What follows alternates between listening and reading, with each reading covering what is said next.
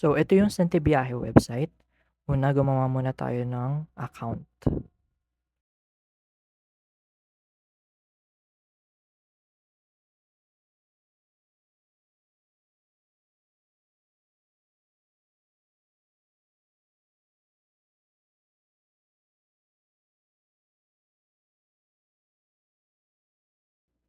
Pagkatapos gumawa ng account, i-login to o i-sign in.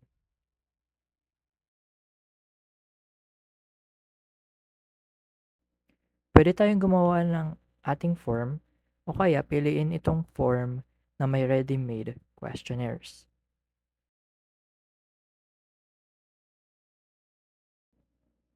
Ngayon, pwede natin i-copy yung link para mapasagutan ito sa mga respondents.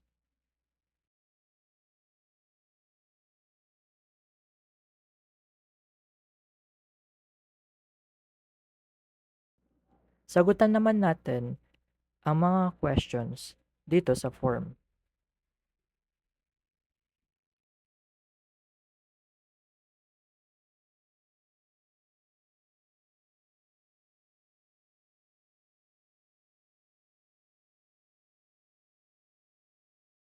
Pwede itong sagutan by English, Tagalog, or Taglish.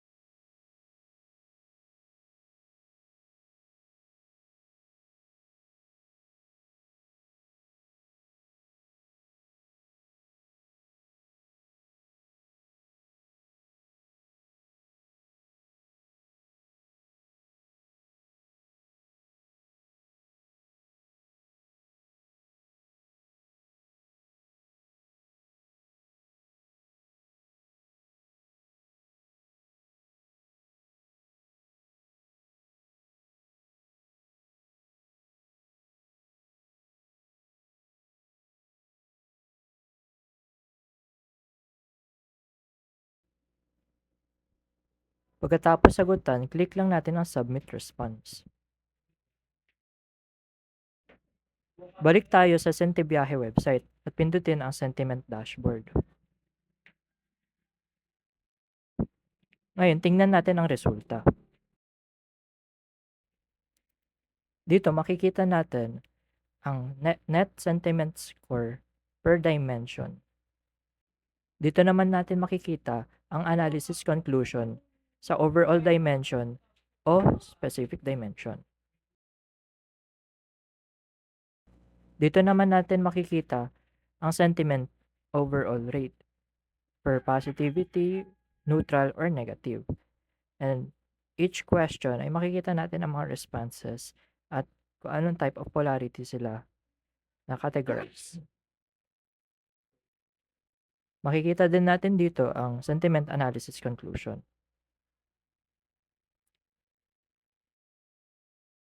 Makikita rin natin dito ang sentiments per question at ang bilang nito.